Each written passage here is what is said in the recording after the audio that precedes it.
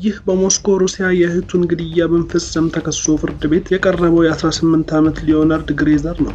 እንደ ተከሳሹ ቃል ከሆነ የ21 ዓመቱን እህቱን ደጋግሞ እንዲወጋት የታዘዘው በሰይጣን እንደሆነ ይናገራል።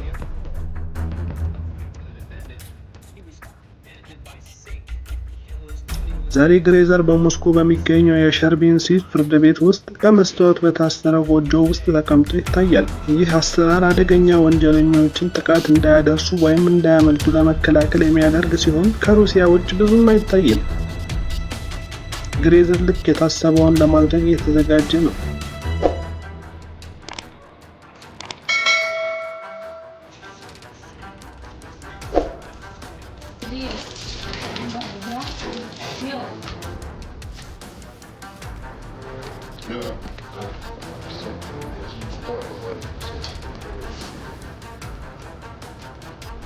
በመጀመሪያ ግሬዘር የተረጋጋ ይመስላል።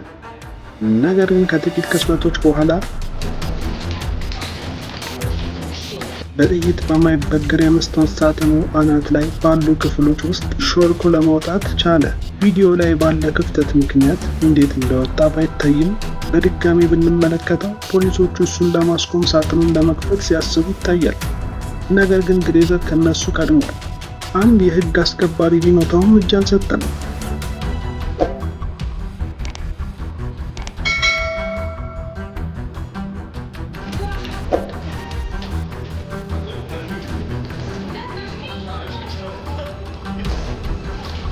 አንዲት ሴት ፖሊስ ወደ ግድግዳው እየሮጠች ትልቅ ቁልፍ በመጫን ተጨማሪ እርዳታ ጠራች።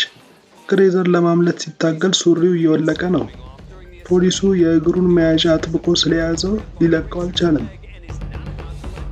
በመቀጠል ሌላ ፖሊስ ደረሰ። በዚህ ሰዓት ሩሲያውያን ፖሊሶች ቀልድ አያውቁም። የኤሌክትሪክ መምቻ ቴዘር ሲወጣ ግሬዘር ምን ሊገጥመው እንደሆነ ያወቀ ይመስላል።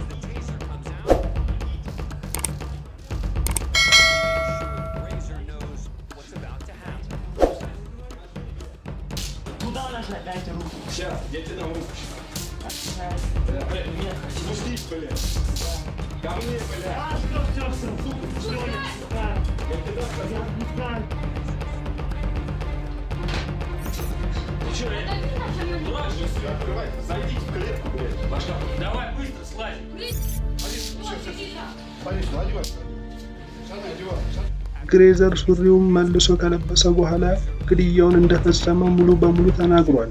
በድርጊቱ ምንም አይነት ጸጸት እንደሌለው ገልጿል።